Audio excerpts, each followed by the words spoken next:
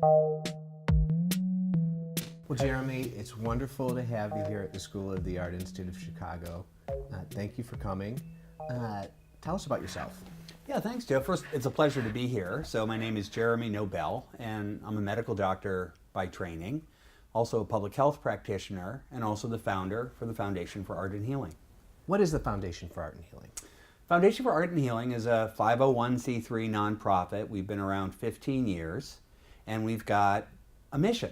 And our mission is threefold: to actually demonstrate and declare that creative arts expression can improve health and well-being for individuals and community, to explore that very important idea, very relevant to SAIC and many of the students and faculties here, but also to look at innovative programming and ways we can bring creative expression forward in a way to improve health and well-being. And our final mission is to do research in the basic underpinnings of creative expression in health and why it works and how it works. What are you here to talk about today? It's a pleasure to be here today, in particular, to talk about loneliness and isolation, a growing personal and public health challenge. And when we speak to the community later today, we're going to introduce, or I'll introduce, three big ideas. Okay. The first really goes back to the mission for the Foundation for Art and Healing, the big idea that creative arts expression can improve health and well-being. So that the arts, in addition to be something that intrigue us and entertain us and distract us, actually can improve our health. The second big idea is that loneliness and isolation is the silent epidemic of the 21st century. So many of us understand loneliness and isolation as something that can make you feel a little sad sometimes, a little rejected. We know it's a big risk for suicide, depression, and substance abuse, but many people are not aware that loneliness can actually have other harmful health effects. So that the early mortality, for instance, of people who are lonely is often as high as for people who smoke cigarettes. So again, loneliness isn't just something that makes you miserable, it can kill you. So that's the second big idea. The third, which we're very eager to explore in the talk today, is that there's something about creative expression that can connect us, foster a sense of belonging and community, and push back against that loneliness epidemic. We'd love to hear more about initiatives that the Foundation has carried out to date, and that might be relevant for us here. Can you tell us, for example, about the Unlonely Film Festival? Right. So the Unlonely Film Festival launched last May as an effort to really create awareness on the topic of loneliness and its importance to, again, to individuals and to communities. The Unlonely Film Festival is part of our signature initiative, the Unlonely Project, which we actually launched 2 years ago.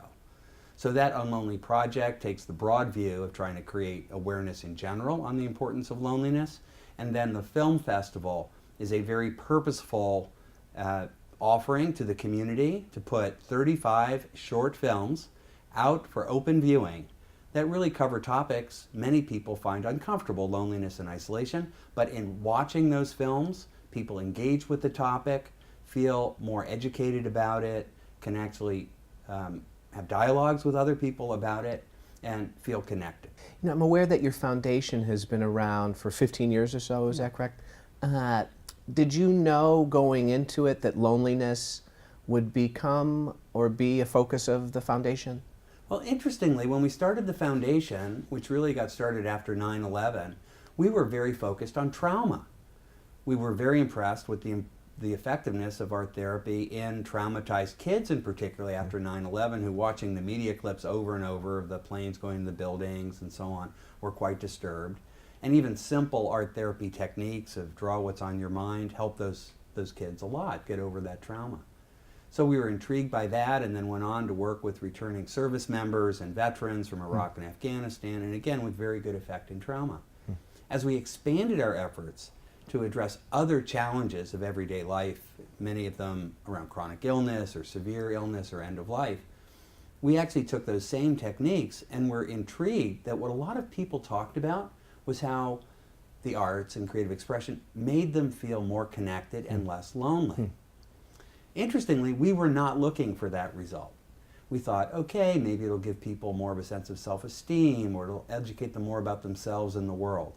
but almost invariably, people felt very connected through their use of the arts, particularly in sharing it with other people and receiving the art of other people. So that observation is what led to the Unlonely Project. And of course, the urgency of that project was made even more clear to us as medical science started revealing this risk of early death from loneliness, and as how social commentators and others have pointed out, loneliness is getting worse. So those three things came together, and that's what got the Unlonely Project started. Any thoughts about how come loneliness is getting worse in this culture? Yeah. So why is loneliness getting worse? It's really a great question. I don't think anyone has the full answer. But for one thing, we know that migration from place to place, driven for politics, economics, where you leave your city of origin, your country of origin, this is increasing worldwide. So we know that there's migration patterns which take people away from their homes and the familiar places of origin. The other aspect that seems to be increasing is a kind of divisiveness in society itself.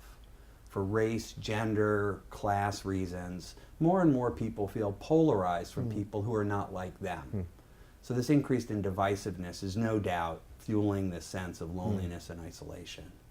And the final intriguing question is social media, Facebook, Instagram, the digital world that at some level connects us may actually keep us from being connected.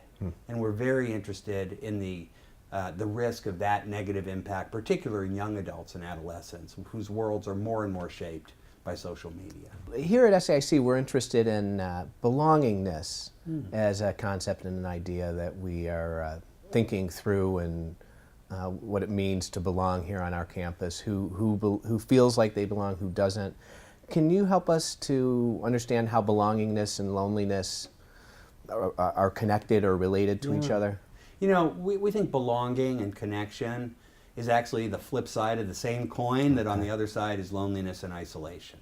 Imagine it visually, right? Is there a seat for you around the table?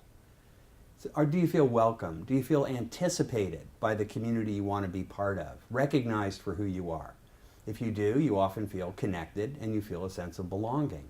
If you don't, you feel isolated and disconnected. And just to share with you, some of the populations we know are most impacted by loneliness are older adults, caregivers for those older adults, often struggling with the challenge of managing those complexities. They withdraw more and more from their community, even family and friends, and as a result are even less able to deal with the stress of what they need to manage on a day-to-day basis. Can you see some opportunities, say with a college student population, to affect that in any way? We're very interested in so-called intergenerational programs.